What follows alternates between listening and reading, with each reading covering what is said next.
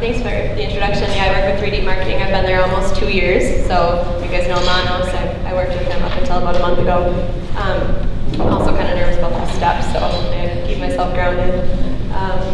I just, a lot of us here in the room probably have a split between people who are all gung-ho SEO and a lot of people who don't like to spend money on paid advertising, but I think it has, there's definitely a place and a time for paid advertising. So when you first upload videos, for example, when you haven't gotten a lot of traction, you can put some dollars behind those videos to get some good views, or when you have a timely campaign and you really want your video to be seen in a timely manner, you can put some dollars behind it and get some really great results on YouTube. So all of you guys probably know these sorts of things. This might be hard to see, but YouTube's the second largest search engine behind Google, bigger than all those others combined.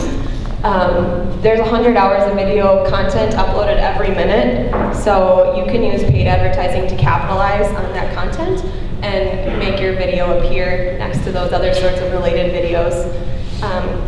That also unfortunately means all those hours worth of video makes it that much harder for yours to be seen. So that's another reason to use paid media to kind of make that happen.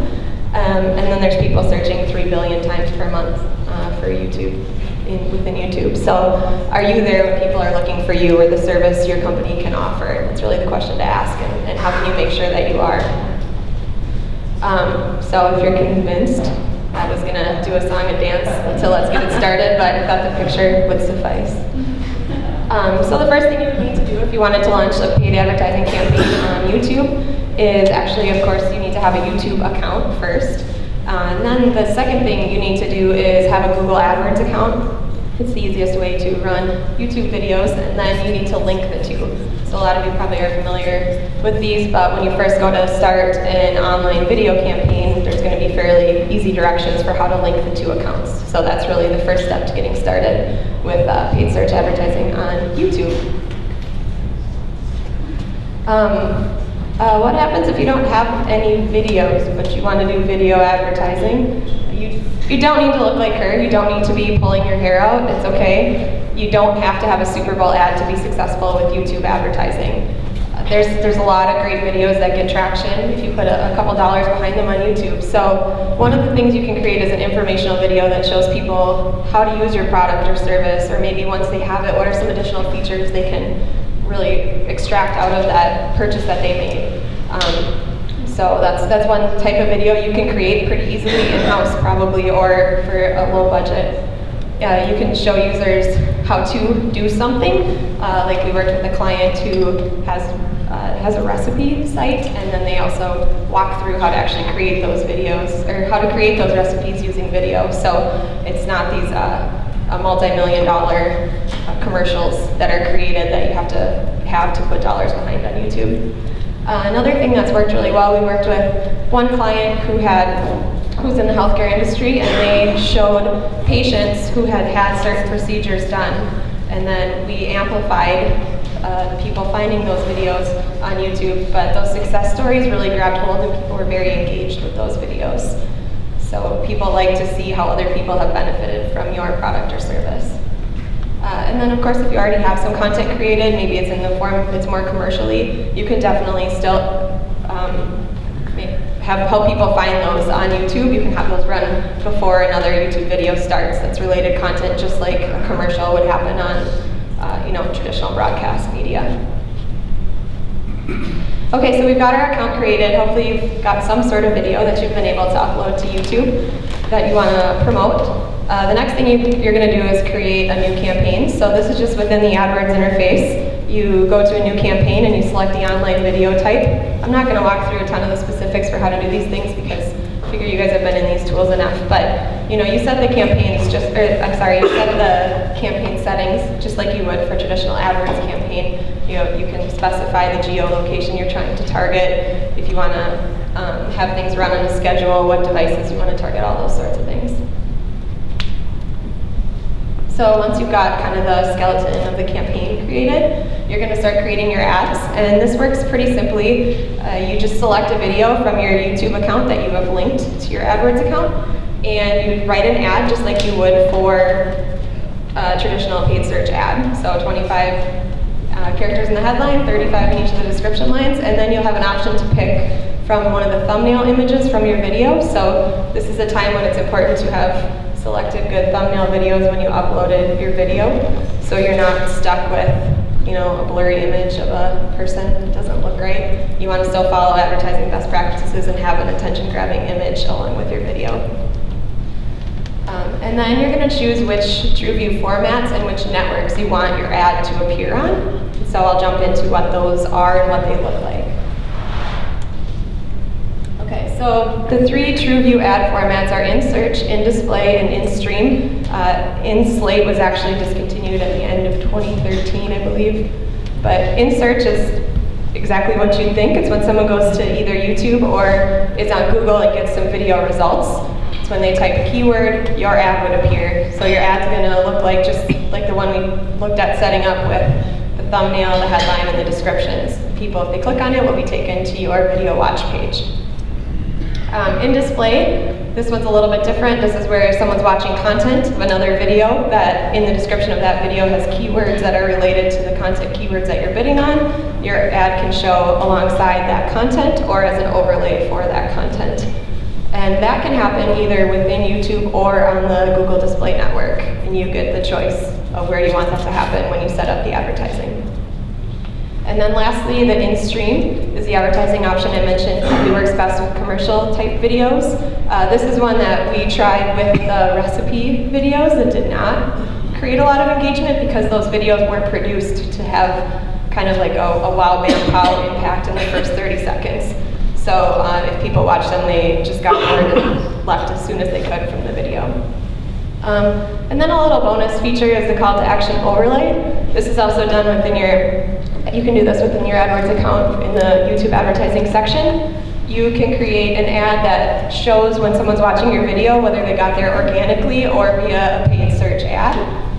And you can have some sort of text that encourages action. You can also add a small image. So you're encouraging people to take that next step. So they're engaging with your content online. What should they do next? Should they go to your site to get a consultation? Should they request, make a phone call? What do you want them to do? So fairly simple again to set up. And the good news is with those call to action overlays, they continue to run even after your advertising dollars are done being spent. So you can, as long as you have an account open, you can continue to get impressions for those ads. Okay, so if you've selected your videos and you've written the ads, who's going to see them? This is probably fairly common knowledge for you guys, but you can target people who, by demographic characteristics, so you can target them by age or gender. You can target people who are interested in certain things, so I'll show you on the next slide how you go about using the interest category, or people who are browsing certain topics. So for the recipe videos, people who are foodies as an interest, or people who are watching videos about food or other recipe type videos. That would be a topic targeting. And then you can target specific placements as well. So if you want your ad to show alongside specific videos, you can target those videos specifically, or you can do it by a list of keywords, just like you would on the GDN. And remarketing is often an overlooked feature in YouTube advertising. When you create this advertising account, you can choose to have people who watch your videos on YouTube be added to a remarketing list. So this is a good option if people have already engaged with your content. They might be familiar with who you are as a brand or the type of services and products you offer. You can, next time you have maybe a new video launch, for instance, and they're not a subscriber to your channel, you can go ahead and remarket to those people to make sure they see your newest content. On the search side of things, you can target people basically with keywords like you would on AdWords. And you can also add lots of negatives to make sure the right people are seeing your videos. You can do a lot of negatives on the content side of things as well. So the way the targeting works, every feature you select for how you're targeting people is a funnel, so you can't do any advanced logic with these lists. You can't do people who are interested in this, or this. It's once you put these people in a target list, it's a funnel, so everything is and. So in this situation, maybe we have videos for a resort, a destination, all-inclusive Mexican hotel, something something like that. So we're targeting people who are in our desired demographic segment, maybe females 25 to 44 who want to escape Minnesota winters and are interested. They're travel buffs according to their search behavior online. And then maybe we want to show our ad alongside content related to Mexican vacations or all-inclusive Cancun hotels or something like that. So if we select these features, you can see in the middle here, only the people who have all three of those characteristics and content are going to be shown the ad. All right, then setting bids. So this is kind of, as you're setting all these demographic or adding keywords, YouTube's going to give you some suggested bid ranges for where to set your bids, and there'll be a large range, so it'll be like 50 cents to $5 or something like that. I've actually found clicks on YouTube are incredibly less expensive than they are on AdWords. So if you have some content you really want to push, this is something definitely worth exploring because it tends to be per view less expensive than getting a site visitor through AdWords. So I would set your bids the highest for in-search. These people tend to be the most engaged, just like you would expect from a normal paid search campaign on just Google or Bing. Your in-search visitors are going to be the most engaged with your content. In display, you're going to want to set a little bit lower, but either way, you're going to want to aim for the lower end of that suggested bid range to start with. You're going to start getting impressions right away that way. So as you're gathering data, then you're going to want to go back and modify your bids. So that's kind of the basics to launching a YouTube paid advertising campaign. Once you get those things ready to go, it's really blast off. I'll just quickly talk to one more client example. We ran for a super niche market. This is a British TV show, Foyle's War. I'm not sure if we have any fans. Probably not a whole lot, but this company is super niche in the British TV section, and they launched a new fan page for US Foyle's War fans only, and the only ways you can watch this show are on PBS, or by buying a box set, or streaming on acorntv.com. So it's not a very popular show, but it's also, they are kind of exclusive in that they have access to this. So their main goal was to gain visibility for Foyle's War, the relaunch of this fan page. So a new season was coming up, so the timing was right. They wanted their videos to get exposure, so they put some dollars behind it. For a low budget, $20 a day, we were able to drive these guys in just a couple months over 3 million impressions and over 7,000 video views, with about 25% of people making it through to the halfway point of those videos. So they felt like it was good brand exposure and experience for these ads. And beyond just the initial video view, 200 people did click through to the fan site. So click-through rates aren't great there, but they were completing the primary goal. So, and it sounds like we're doing questions at the end. That's all I have for now. Thanks, guys.